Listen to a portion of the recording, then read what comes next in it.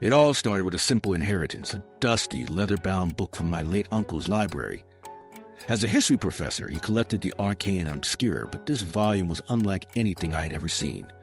Fractal patterns danced along its cover, and the pages were fragile, whispering secrets as I turned them. Its title, written in an unfamiliar script, sent a shiver down my spine, A Dark History of Rituals Lost to Time, Forbidden Knowledge Hidden from Prying Eyes. Curiosity gnawed at me, and I began to read despite the warnings that echoed in the back of my mind.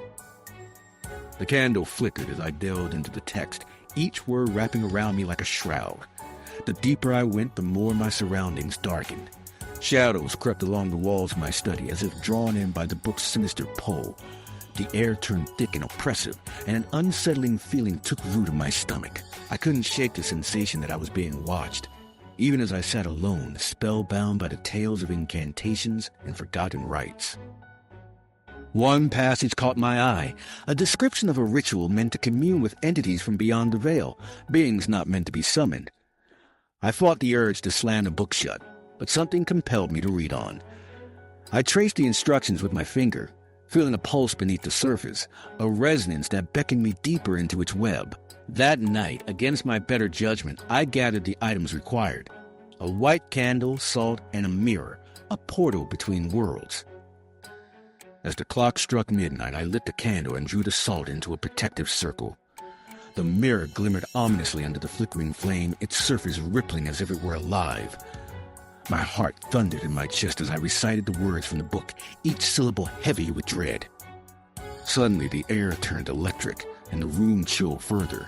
A whisper hissed through the darkness, a voice low and garbled, promising knowledge beyond imagination. But as I strained to listen, my reflection began to shift.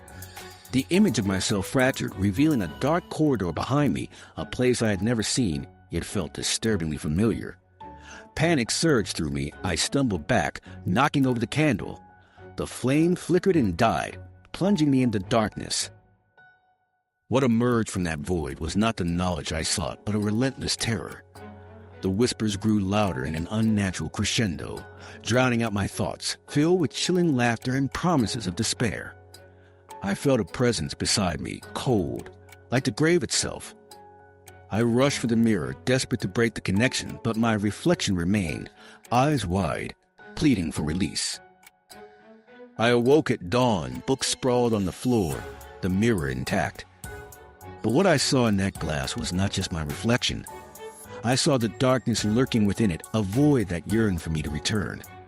Now, as evening falls, I wonder, was I ever truly awake, or is this world merely a step away from the abyss? The book still lies on my desk, waiting patiently, and I can hear its whispers echoing in the silence.